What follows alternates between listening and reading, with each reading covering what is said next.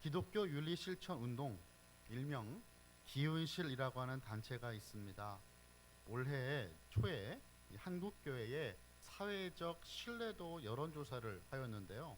전국 만 19세 이상 남녀 1000명을 대상으로 조사하였습니다. 이 조사에서 우리나라 국민의 5명 중에 1명에 해당되는 21%만이 한국교회를 신뢰한다라고 나타났어요. 반대로 말하면 무엇이죠? 80%에 가까운 사람들이 한국교회를 신뢰하지 않는다라는 것입니다. 이 조사 결과는 바로 직전 조사가 있었던 2020년 때보다 10.8% 낮아진 결과였습니다. 3년 전보다 교회는 신뢰를 더 잃고 말았습니다. 그리고 심지어 교회를 다니고 있는 기독교인들 가운데 3분의 1이 넘는 37%가 나는 교회를 다니지만 교회를 신뢰하지 않는다라고 답했다고 합니다. 2020년 조사에서 22.4%의 기독교인이 교회를 신뢰하지 않는다라고 했던 답과 비교해 본다면 기독교인이지만 교회를 신뢰하지 못한다라고 말하는 사람이 15%나 증가한 것입니다. 비신자이든 신자이든 결국 교회는 모두에게 손가락질을 받고 신뢰를 점점 잃어갑니다. 많은 분들이 이에 대한 이유와 방안들을 제시합니다. 교회가 본질을 잃었기 때문이다. 그래서 본질을 회복해야 된다라고 말씀합니다. 생명을 잃었기 때문에 이러한 지탄을 받는 것이다. 생명을 낳아야 한다. 전도해야 된다. 라고 말씀합니다. 물론 여러 문제들이 있을 것입니다. 그리고 이런 분석과 방안도 틀리지 않을 것입니다. 그런데 지금 한국교회가 예수님을 믿지 않는 이들은 물론이고 믿는 이들에게까지 신뢰를 잃은 것은 목회자의 책임이 아주 크다고 저는 생각합니다. 목회자가 타락하면 당연히 교회는 함께 길을 잃게 됩니다. 지도자의 역할이 그만큼 중요한 것이죠. 그리고 교회나 일반 조직이나 국가나 지도자의 그 영향력은 아주 큽니다. 선하고 좋은 방향으로 향하면 다행이겠지만 악하고 옳지 않은 방향으로 향한다면 생각하고 싶지 않은 결과가 나타나게 될 것입니다. 지도자에게 그래서 요구되는 기준이 분명히 있어요. 이러한 기준에 미치지 못할 때는 문제가 생깁니다. 오늘 본문의 마지막 절이었죠. 함께 읽었던 우리 구절을 보시면요. 너희가 내 길을 지키지 아니하고 율법을 행할 때 사람에게 치우치게 하였으므로 나도 너희로 하여금 모든 백성 앞에서 멸시와 천대를 당하게 하였느니라 라고 말씀하고 있습니다. 세상의 모든 사람들 앞에서 멸시와 천대를 당하는 모습은 오늘 이 시대의 교회만이 아니었습니다. 그렇다면 이 말라기 2장에서 나타난 문제가 무엇일까요? 오늘 본문의 2장, 이 말라기 2장은 하나님의 사랑을 의심했던 그 이스라엘과의 논쟁이 이어서 두 번째 논쟁으로 넘어갔어요. 이게 무엇이냐? 제사장의 타락에 대한 말씀입니다. 말라기 시대의 지도자들은 하나님의 기준에 미치지 못했고 하나님의 말씀을 어겼어요. 저 오늘 두 가지의 죄를 한번 좀 짚고 넘어가고자 합니다. 첫 번째는 하나님의 이름을 영어롭게 하지 않았다라는 것이에요. 하나님의 이름은 그 자체만으로도 두려워 떨게 하는 거룩한 이름, 구별된 이름이어야 하는데 그렇지 않았어요. 그들에겐 단지 그냥 많은 신 중에 한 이름과 이름에 불과했다라는 것이죠. 1절의 말씀 보니까 하나님께서 제사장들에게 명령하시는 말씀으로 본문이 시작됐어요. 2절을 함께 우리 같이 읽어보겠습니다. 시작. 만군의 여호와가 이르노라 너희가 만일 듣지 아니하며 마음에 두지 아니하여 내 이름을 영어롭게 하지 아니하면 내가 너희에게 저주를 내려 너희의 복을 저주하리라. 내가 이미 저주하였나니 이는 너희가 그것을 마음에 두지 아니하였음이라. 아멘. 제사장들은 하나님의 거룩하신 이름을 공경해야 했습니다. 하지만 그렇게 하지 않았다라는 것이죠. 누구보다 하나님의 이름을 가장 존중히 여겨야 될 제사장이 그렇지 않았다라는 것입니다. 그럼에도 불구하고 그들이 먼저 하나님의 이름을 멸시했다라는 것은 큰 충격을 주죠. 바로 전장의 1장 6절부터 14절을 읽어보시면요, 이 예배를 통한 영적인 생활에 있어서 이스라엘의 그 지도자들이 얼마나 무너져 있었는가를 볼 수가 있어요. 그 예배가 무너지는 것이 왜 무너졌나? 바로 하나님을 멸시했기 때문이다 라고 성경은 말씀하는데, 1장 6절을 제가 읽어보겠습니다. 내 이름을 멸시하는 제사장들아, 나 만군의 여호와가 너에게 이르기를, 아들은 그 아버지를, 종은 그 주인을 공경하나니 내가 아버지일진데 나를 공경함이 어디 있느냐? 내가 주인일진데 나를 두려워함이 어디 있느냐 하나, 너희는 이르기를 우리가 어떻게 주의 이름을 멸시하였나이까 하는도다. 정말 마음 아픈 말씀이에요. 하나님이 그들의 아버지이시고 주인임에도 불구하고 제사장은 하나님의 이름을 멸시했다라고 말씀을 직접 하세요. 근데 더 심각한 문제는 이들은 자기네들이 어떤 행동을 했는지, 하나님을 멸시했는지를 모르고 있습니다. 우리가 어떻게 주의 이름을 멸시하였나이까? 자신들의 삶이 하나님 이름을 멸시하고 있었습니다. 말과 행동이 그렇게 이미 하고 있는데도 불구하고 이들은 자신들이 그렇게 하는지를 모르고 있는 거예요. 그게 무서운 거예요. 여러분, 처음에는 괜찮은 제사장들이었을지도 모르겠습니다. 하지만 점점 변질되어 간 거예요. 그리고 결국에는 주님과 아무 상관이 없는 사람들이 됩니다. 무늬만 제사장이죠.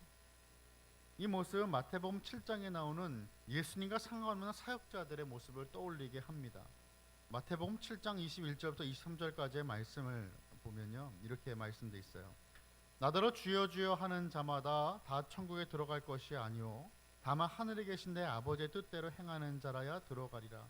그날에 많은 사람이 나더러 주여 주여 우리가 주의 이름으로 선지한 노릇하며 주의 이름으로 귀신을 쫓아내며 주의 이름으로 많은 권능을 행하지 아니하였나이까 하리니, 그때 내가 그들에게 밝히 말하되 내가 너희를 도무지 알지 못하니 불법을 행하는 자들아 내게서 떠나가라 하리라. 저는 이 말씀 읽을 때마다 너무나 숙연해집니다. 다시금 제 삶을 짧게라도 돌아보게 하는 말씀이에요. 사역자들에게만 하시는 말씀이 아니고 예수님 믿는 모두에게 주시는 말씀이에요. 지금 본문에는 사역자로 보여지는 사람들이 뭐라고 했어요? 주의 이름으로 선지한 노릇을 했다라고, 주의 이름으로 귀신도 쫓아내며 주의 이름으로 많은 권능을 행했다라고 말하고 있어요.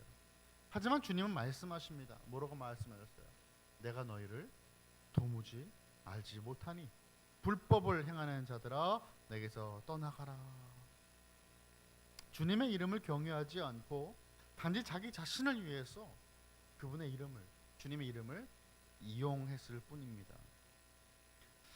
하나님 앞에서 거룩을 잃어버리면 이것이 옳은 것인지 아닌 것인지 나중에는 분별이 안 돼요. 깨끗한 정수물에 오물을 한 방울을 떨어뜨리면, 여러분 그거 마실 사람이 누가 있겠습니까? 한 방울이니까 괜찮아라고 마실 수 있는 사람 아무도 없어요. 이미 더러워진 물이 됩니다. 그런데 점점 그 정수물에 오물이 많아진다면 어떻게 될까요? 절반 이상이 더러운 물입니다. 그러면 그때는요, 오물이 한 방울 떨어지든 두 방울 떨어지든 상관이 없어요. 더 더러워졌다고 생각하지 못할 것입니다. 성도의 삶은 거룩한 삶을 하나님 앞에서 살아야 되는 삶이고, 지도자의 삶은 더욱더 엄격한 기준이 요구가 됩니다. 그리고 이어서 하나님은 제사장들이 무엇을 하나님의 이름을 멸시했는지를 말씀해 주세요. 무엇으로 하나님 이름을 멸시했는가 모른다고 하니까 뭐라고 말씀하시냐면요, 1장 7절과 8절이에요. 참 이 말씀이 좀 길긴 한데 우리 한번 같이 읽어보면 좋겠어요. 시작. 너희가 더러운 떡을 나의 제단에 드리고도 말하기를 우리가 어떻게 주를 더럽게 하였나이까 하는도다. 이는 너희가 여호와의 식탁은 경멸히 여길 것이라 말하기 때문이라. 만군의 여호와가 이르노라. 너희가 눈먼 희생 제물을 바치는 것이 어찌 악하지 아니하며 저는 것 병든 것을 드리는 것이 어찌 악하지 아니하느냐. 이제 그것을 너희 총독에게 드려보라. 그가 너를 기뻐하겠으며 너를 받아 주겠느냐. 가장 거룩하게 구별되어서 드려야 될 그 제단에 제사장들은 더러운 떡을 드렸어요. 더러운 떡이라는 것은 이제 하나님 앞에 늘 바꿔야 되는 그 떡이잖아요. 그런데 그렇게 하지 않은 거죠. 아니, 눈에 보이지 않는 하나님, 나도 먹지 못하는 그 떡을 올려드리는 거예요.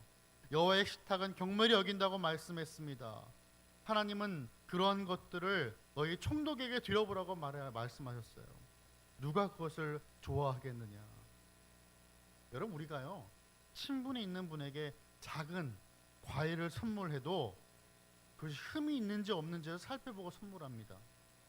그런데 하물며 하나님께 드리는 것을 어떻게 더럽고 흠이 있고 사람들도 나조차 쓰지 않는 그 제물로 하나님께 드릴 수 있느냐라고 말씀하시는 거예요. 나에게 있어도 되고 없어도 되는 것을 하나님께 막 드리는 것이 아닙니다. 나에게 가장 소중하고 귀한 것을 구별하여 하나님께 드리는 거예요. 여러분, 예배를 영어로 하면 이 월십이라고 예배를 얘기하죠. 월십. 이 월십은 가치를 뜻하는 월스에서 유래된 말입니다. 예배의 시간은 가장 가치 있는 시간이에요. 가장 가치 있는 분께 가장 가치 있는 시간을 드리는 것이 바로 예배입니다. 후딱 해치우고 내가 하고 싶은 것을 하는 날이 주일이 아니에요. 주일은 가장 소중한 시간입니다. 가족들과 보낼 수 있는 가장 소중한 시간 아니에요? 직장인과 학생들에게는 쉼을 가질 수 있는 시간이에요. 그 시간을 포기하고 가장 그 좋은 시간에 하나님께 드리는 것이죠. 저는 어린 시절을 생각하면 참 이 예배가 무엇인지 다시금 깨닫게 하죠. 항상 재미난 만화 영화는 주일 아침에 했어요. 지금도 그런지 모르겠는데 워낙 재방송이 지금 많이 하니까 너무 보고 싶은데 교회 가야 되는 거예요. 저는 초등학교 때부터 버스를 2번, 3번 정도 갈아타고 교회를 갔어요. 제가 쭉 자랐던 그 동네에서 이사를 갔는데 그곳이 물론 차로 가면 금방 가는데 이제 부모님이 저를 강하게 키우셔갖고 초등학교 한 3학년 때부터 이제 버스를 타고 이제 주일에 교회를 가는데 지금 생각하면 3학년 엄청 어리잖아요. 어떻게 그걸 하셨는지 모르겠어요. 부모님의 신앙이 좀 대단한 것 같아요. 근데 이제 그 버스를 타러 나가 더 일찍 가야 된단 말이죠. 부모님이 태워주시면 금방 가니까 만화 다 보고 할 수 있는데, 근데 이걸 버스를 또 이렇게 타고 가야 되니까 그 자리에 일어나는 게 너무 힘들지만 생각하는 거예요. 하나님께 드리는 것이다. 주일. 내가 사랑하는 주님을 만나러 가는 날이다. TV를 끄고 일어나서 교회를 향했던 기억이 납니다. 한 번도 늦지 않았어요. 뭐 자랑같이 느껴지지만 유혹은 참 많았습니다. 그게 우리의 삶인 것 같아요. 예배를 드리고 싶은 그 우리들의 마음이 너무나 간절할 때 우리가 사랑하는 하나님을 우리는 더욱더 예배할 수 있고 더 깊게 만날 수 있는 예배를 드리게 되는 것입니다. 그 시간은 누구도 빼앗길 수 없는 시간이 되는 것이죠. 그 시간은 우리는 하나님께 드립니다. 시간만 드립니까? 그렇지 않죠. 우리의 물질도 구별하여 하나님께 드려요. 재물도 재능도 드려요. 우리의 삶을 자체를 드립니다. 이것이 사도 바울이 말씀하는 살아있는 제물로 드려지는 영적인 예배인 줄을 믿으시길 바랍니다. 제단에 놓일 그 희생 제물에 대해서 하나님은 구체적으로 말씀해 주십니다. 그런데 그러한 말씀들을 지금 이 제사장들이 무시했다라는 거예요. 제사의 요구 사항들을 무시하면서 하나님을 경명을 여겼다라는 것이죠. 여러분, 이 모습은요 레위기 22장 9절의 말씀 보면 상상할 수 없는 모습이에요. 왜냐하면요 뭐라고 이렇게 말씀하셨어요. 그들은 내 명령을 지킬 것이니라. 그것을 속되게 하면 그로 말미암아 죄를 짓고 그 가운데에서 죽을까 하노라. 나는 그들을 거룩하게 하는 여호와이니라 라고 말씀을 하셨습니다. 여러분, 레위기 10장을 보면 우리가 익히 알고 있는 이야기가 나오죠. 하나님의 말씀 온전히 따르는 제사가 왜 중요한지가 나와요. 분향단에 향을 피울 때 하나님 명령하신 불을 사용하지 않고 다른 불을 분향단에 사용하다가 결국 죽임을 당했던 나답과 아비후를 우리는 기억합니다. 여러분, 그들은요 첫 번째 대제사장이었던 아론의 아들들이었어요. 하나님의 이름을 멸시하고 중요하게 여기지 않을 때 우리 부모가 누군지 상관이 없어요. 하나님 앞에서 그는 어떤 삶을 살았는가, 결국 하나님과 멀어지게 되고 떠나게 되고 타락하게 되고 하나님 앞에 돌이킬 수 없는 모습까지 이르게 되는 것입니다.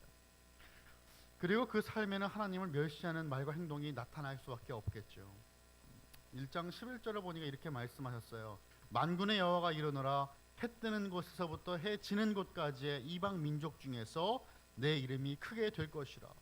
각 처에서 내 이름을 위하여 분향하며 깨끗한 제물을 드리리니 이는 내 이름이 이방 민족 중에서 크게 될 것임이니라.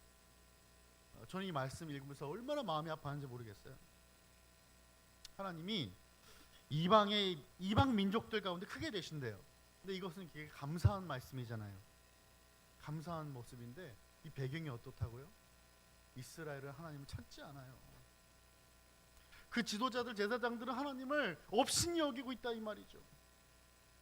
14절을 보면 하나님의 이름은 경외의 대상이 되고 있잖아요. 아주 경배의 대상과 두려움의 대상이 되고 있어요. 그렇다면 제사장들과 섬는 이스라엘에게는 그 이름이 얼마나 더 크게 되어야 합니까? 그 이름이 얼마나 더 높임을 받으셔야 되는 것입니까? 당연히 큰 순종과 경외를 받아야 마땅한 분이 하나님이십니다. 자, 그러면 또 이제 어떤 죄를 지었는가를 살펴보겠습니다. 두 번째는요, 이런 죄를 지었어요. 본이 되는 삶을 살지 못했습니다. 본이 되는 삶을 살지 못했어요. 온 이스라엘에게 하나님을 어떻게 섬기고 어떻게 믿고 살아가야 되는지를 보여줘야 될 레위인들과 제사장들이 본이 되지 못한 겁니다. 1절의 말씀, 오늘 본문의 1절의 말씀 보시면요, 제사장들을 위한 하나님의 명령을 선언하는 말씀을 시작하세요. 그러니까 이 말씀이 그냥 주시는 말씀이 아니고 너의 제사장들아, 분명히 대상이 있었어요. 그리고 이제 너에게 이같이 명령하노라라고 명령을 주십니다. 제사장의 의무대로 그들이 해야 되는 직무에 따라서 하나님의 이름을 영화롭게 하기로 작정해야 되고 순종해야 된다라고 말씀하세요. 그 이유가 무엇입니까? 모든 이스라엘을 위해서예요. 본이 되기 위해서. 오늘 하나님 앞에서 순종하는 그 삶은 나로 끝나지 않아요. 우리 자녀들에게 흘러가고 수많은 다음 세대에게 영향을 미치는 역사가 된다는 말씀이에요. 제사장은 12지파 중에 장자를 대신해서 거룩하게 구별된 레위인들이었습니다. 하나님과 이스라엘 사이의 중개자로서 하나님을 섬기고 이스라엘을 축복하는 특권을 갖고 있었어요. 이 특별한 권리에는 제사장이 하나님을 경외하고 신실하게 헌신하는 것이 요구되고 있습니다. 이 의무를 이행하지 않으면 오늘 본문의 2절의 말씀처럼 하나님은 계속 저주를 내리시고 그들이 받을 축복까지도 저주하실 것이에요. 이들이 하나님께 불순종하고 그 이름을 마음에 두지 않았기 때문에 하나님은 이미 저주를 내리신다라고 말씀하셨습니다. 그런데 그들 세대만이 아니라 자손들에게까지 꾸짖음을 당할 수 있다라는 것이에요. 제사장들이 제사나 절기에 다루던 짐승의 그 똥이 얼굴에 발려져서 부정하게 됩니다. 참 우스꽝스러운 모습이잖아요. 주일 강대상에서 이 똥이라는 단어를 말하는 게 좀 굉장히 좀 어색합니다. 그런데 말씀이니까요. 그 결과 어떤 일이 벌어지냐면 더는 제사를 드릴 수가 없게 돼요. 성전 밖으로 정말 이 죄를 버리는 그곳에 버려진다라는 것이에요. 진영 밖에 똥과 함께 버려지는 신세, 인생이 됩니다. 이런 심판의 말씀을 하시는 목적이 무엇일까요? 버리기 원해서? 아니에요. 하나님이 명령한다 그랬어요. 지목해서 명령하십니다. 그들의 말씀, 하나님의 말씀에 그들이 순종하고 그 이름을 영화롭게 해서 다시금 제사장의 의무를 다하도록 하게 하려는 데 있는 것이, 이게 바로 하나님의 마음이에요. 하나님의 이름이 여러분 얼마나 많이 반복되는 줄 아십니까? 내 이름이 내 이름이 내 이름이 내 이름이 계속 반복되잖아요. 1장 6절에서부터 1장 6절은 2번이 있고요, 11절에서는 3번이 있고요, 12절, 14절, 2장 2절, 5절 한 번씩 계속 등장하고 있어요. 그 이름이 어떤 이름이에요? 이스라엘이 멸시하는 이름이에요. 우습게 여기는 이름이에요. 내 이름, 나의 이름, 여호와의 그 이름을 계속 반복하시면서 하나님은 나의 이름은 너희들이 생각하는 그런 것이 아니다라고 말씀해 주십니다. 하나님 이름은 두려움의 경외의 대상, 그 이상이 되어야 되고 크게 영어롭게 되어야 마땅한 이름이에요. 그리고 그리고 하나님의 이름을 높이는 본이 되어야 될 이들이 바로 제사장들이었습니다. 4절의 말씀을 한번 또 제가 읽어볼게요. 만군의 여호와가 이르노라 내가 이 명령을 너에게 내린 것은 레위와 세운 나의 언약이 항상 있게 하려 함인 줄을 너희가 알리라 라고 말씀하십니다. 하나님께서 명령하신 이유는 이 레위와의 언약이 항상 이스라엘과 함께하는 것을 알게 하기 위하여, 항상 언약된 그 약속이 이스라엘 백성들에게 부어지게 이루어지기를 원하시기 때문에 명령하셨어요. 하나님이 레위와 맺은 언약, 어떤 언약일까요? 레위인과 제사장으로서 특권과 그들의 책임을 암시하죠. 그들이 마치 해야 될 것 같은, 뭔가 있을 것 같은 것을 보여줘요. 근데 여러분, 시내산의 언약은 출애굽기 19장에 말씀되어 있고 다윗의 언약은 사무엘하 7장에 기록되어 있어요. 하나님께서 약속하신 너희는 나의 백성이 되고 나는 너의 하나님이 될 것이다. 너의 그 가문은 멸망하지 않고 영원한 나라 내가 세우겠다라고 하나님께서 언약들을 세우시는데, 사실 레위의 언약은 명백한 기록이 없어요. 말라기를 제외하면 이 예레미야에 딱 한 번만 언급됐는데, 그 예레미야 33장 21절에서 언급된 그 말씀은 예레미야 이전에 이미 성립됐다라고 하는 점만 말씀해주고 계세요. 이 언약의 핵심이자 특징이 무엇일까요? 오늘 본문을 봐야 알 수 있는, 오늘 말라기를 통해서 하나님이 이 레위라고 하는 이 인물과 약속하신 게 있구나를 깨달을 수 있습니다. 여러분, 레위가 누구였어요? 야곱의 아들이었잖아요. 근데 그 야곱의 그 아들이었지만 너무나 아주 옛사람, 하나님 안에서 변화되지 않은 그 옛 습관이 많았던 사람이었어요. 동생 디나가 강간당하자 찾아가서 다 쓸어 죽이잖아요. 그랬던 그가 변화되었다라는 것을 말씀해주고 계신 거예요. 하나님 그 레위라고 한 사람하고 약속 맺었던 것을 통하여서 레위 지파를 만드시고 레위 지파를 따로 구별하여서 하나님만을 섬기게 하셨다라는 것을 언급하고 계신 거예요. 5절과 6절도 한번 같이 읽어보겠습니다. 시작. 레위와 세운 나의 언약은 생명과 평강의 언약이라. 내가 이것을 그에게 준 것은 그로 경외하게 하려 함이라.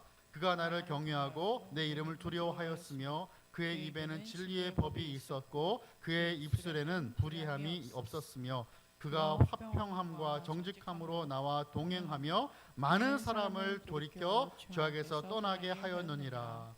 아멘. 결국 이것은 하나님을 경외하는 것과 연결되어 있었어요.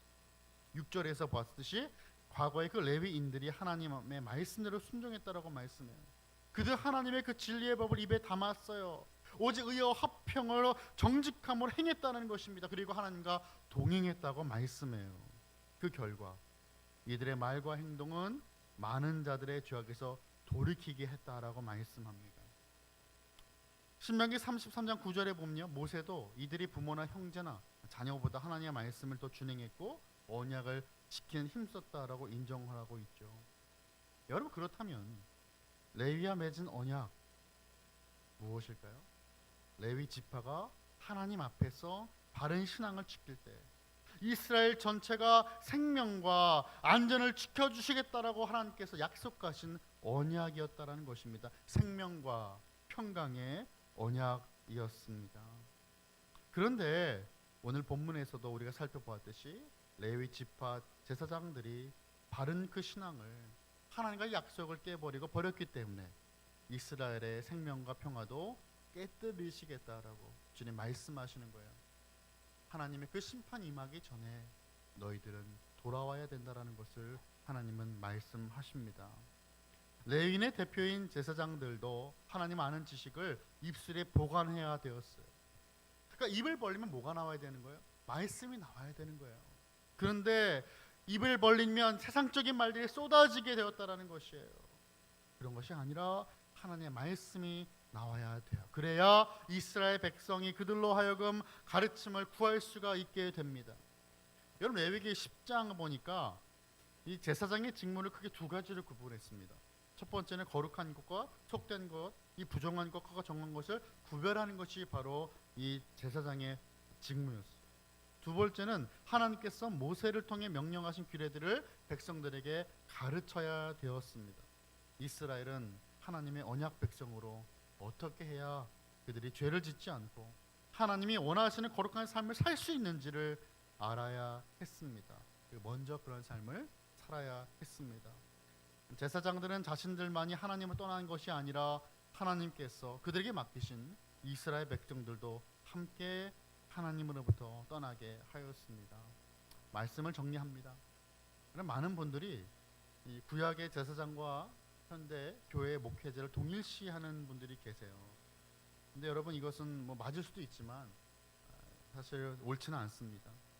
지도자라고 하는 그 사실과 예배를 섬기는 것은 비슷할 수 있지만 이 시대의 교회 목회자는 구약의 제사장이 아니에요.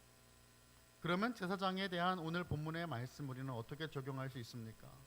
목회자만 잘하면 됩니까? 그러면 제가 이 말씀을 전하지 않았겠죠. 분명 베드로 사도는 예수님을 믿는 우리들이 뭐 어떤 존재라고 말씀해요. 우리가 왕 같은 제사장이다라고 베드로전서 2장 9절에서 말씀하고 계세요. 거룩하게 구별되어야 되는 그 왕 같은 제사장이라고 우리를 설명하고 있습니다.